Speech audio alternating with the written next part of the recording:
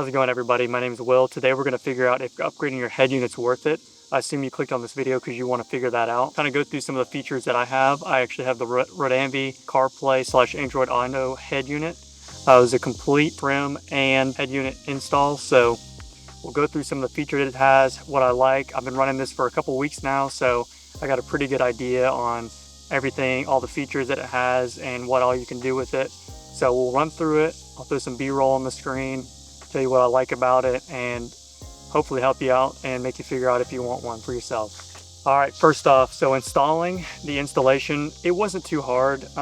There isn't great instructions that come with the unit, but there's a ton of videos out there that show how to install these head units, especially the ROADANVI. I actually just made an install video as my previous video, so if you're going to install one of these, you can check out my install video and pretty much be set. Installation itself wasn't that hard. I just followed one of the videos that I found on YouTube. Pretty much just plug everything in. It's pretty plug and play. So as far as installation goes, it wasn't too bad. As far as features go, it has a stock Android Auto. So if you want to run Android Auto, you can on there. I don't have an Android phone, so I don't really use much of those features. I only use most of the Apple CarPlay features. Like on there, I can have my integrated Onyx off-road. Obviously, you can see my truck is sponsored by Onyx, so if you want to run Onyx on your CarPlay unit, it's literally just an app. You click on it and then you can navigate on your head unit. You don't have to look at your phone, although it will not display all of the features of Onyx on the head unit. You'll have to use a mobile version or iPad or something like that. But for basic stuff, it's great. Other features that I like to use is obviously Spotify. I use Spotify all the time, so being able to switch through songs, playlists, and everything run on the head unit is such a breeze. While I'm driving, I don't have to get on my phone and look down, so that's really helpful. And then also, like I said, the Apple Maps has been really nice. As far as the Android Auto features, I know you can have a lot of apps on there, like YouTube. You can watch movies on it. I haven't plugged in. It comes with an SD card reader, so I actually have that routed out right under where my pedals are. So if I want to ever run SD card in there, download some movies, I can do that, and then it'll upload them straight to the head unit, and I can watch movies on there without having to have Wi-Fi. So that's a really good feature. YouTube, you have to have Wi-Fi. My phone actually doesn't have a hotspot, so I'm not able to hook up to it and link it to my cellular data, but I know you can watch YouTube on there. I haven't been able to, like I said, because you need Wi-Fi. There's a ton of apps. Also, the audio settings on there are a lot better than the stock head unit. So you can go in there and change the bass, treble, low end, high end, pretty much anything you want to, and tune your audio really nice. I'm still running the stock speakers. One thing I would say is if you're still running the stock speakers, these get really loud. My old head unit, it really didn't play the audio very loud. I found myself, especially with these big tires, the road noise, I really couldn't hear my music even if I had it at full volume. So on here, when I upgraded, it was an immediate difference. If I turn this thing all the way up, it'll literally blow the speakers out. I've had a couple times where the audio will clip because it's playing so loud. So I keep it at like 38, I found is the perfect max volume to where it doesn't blow out the speakers unless you have your bass turned all the way up. Yeah, the audio is a lot better just upgrading the head unit. Obviously, like I said, I installed the stock speakers and everything. Also, I actually, under my install video, I had somebody comment some really good points I wanted to share. On there, you can actually get an adapter to adapt the GPS from the ROADANVI head unit to your car's GPS, so you don't have to use their GPS box. But that's something, if you want to go just to the factory GPS, you can. I have the aftermarket one that they supplied with the head unit.